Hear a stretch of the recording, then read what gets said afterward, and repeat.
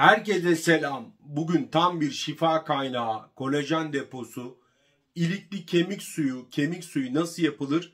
Bunu detaylı olarak ölçüleriyle ve püf noktalarıyla da paylaşacağım. Gördüğünüz gibi kemik sularımı ben yaptım.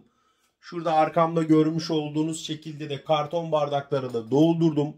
Buzluğuma koyacağım. İstediğim zaman ister çorbalarda, isterseniz yemeklerimizde kullanabileceğiz.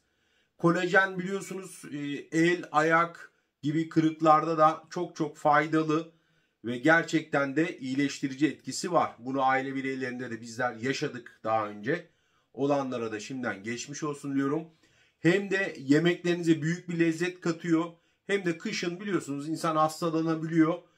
Sizin vücudunuzu dinç tutacak bir tariftir. Kemik suları, ilikli kemik suyu. Hem yemeklerinize lezzet katarsınız hem de tam bir şifa kaynağıdır. Hazırsanız, dilerseniz yapımı da bu arada çok kolay, zor değil. Hadi başlayalım. İlk işlemimiz 2 kilo kadar ilikli kemiklerimizi kasabımızdan böyle halka kestirdik. Daha sonra da bunu tenceremize koyduk ya da büyük bir borcamınız varsa ona da koyabilirsiniz. 20 dakika suda beklettim. Suyunu döktüm. Tekrardan su ilave ettim. Bir 30 dakika daha beklettim. Şimdi bunu da dökeceğim. Bunun da suyunu süzeceğim. Bu şekilde içerisinde olan kanlı suyun gitmesini sağlıyorum. Şimdi 1 kilosunu düdüklü tencereme aldım. 1 kilosunu da normal tencerede yapacağım. Evde nasıl yapmak isterseniz size de örnek olsun istiyorum. Her kilo için de 2 litre su ilave ediyorum.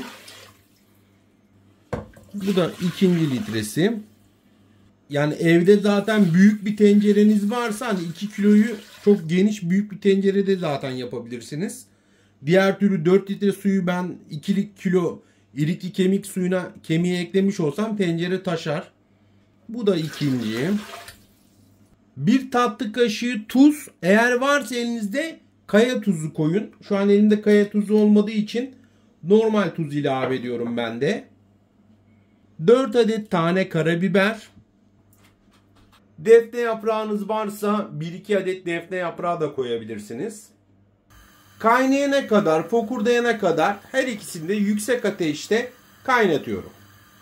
Şu anda bakın fokurdamaya başladı. Şu çıkan köpükleri mutlaka alıyoruz.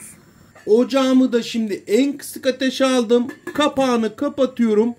Kısık ateşte yavaş ilikli kemik suyunun çıkmasını, pişmesini bekleyeceğiz.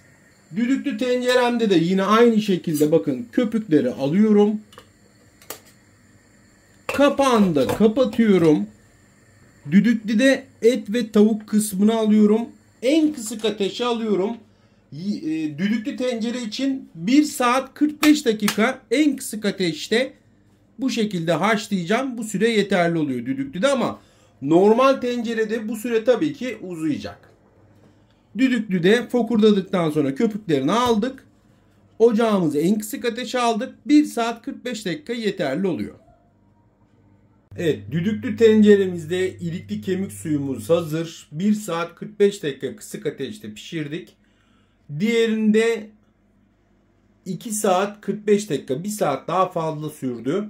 Ama gördüğünüz gibi şöyle göstereyim hemen de size bakın. İliklerini de çok güzel bir şekilde bırakıyor bakın. Şimdi bunların kemiklerinden hepsini ayıracağım. Bakın arkadaşlar, kolajeni de görüyor musunuz? Bir tanesini de şöyle örnek olarak size göstermek istiyorum. Oh. İşte asıl şifa kaynağı bu. Kemik kırılmalarında, el ayak kol kırılmalarında gerçekten bunların çorbaya kattığınızda, yemeklere kattığınızda iyileşmede çok büyük bir faydası var.